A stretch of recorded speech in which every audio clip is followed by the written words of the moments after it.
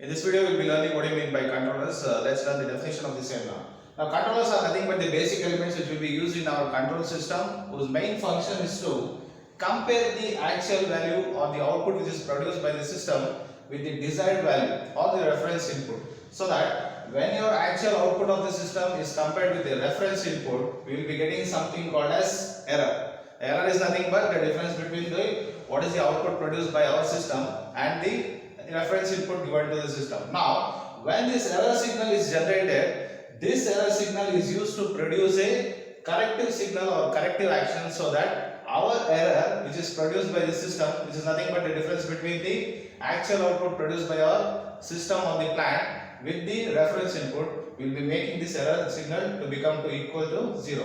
When this error signal is made to come equal to 0, then we will be getting the desired output from the system. Now generally these controllers are used in feedback control system. Let's take an arbitrary example here. Now the block diagram what you are seeing is a feedback element system. Now when the reference input is given to the system, it passes through the different elements of the system, and the transfer function of the feed forward elements are given by G1 of S, G2 of L.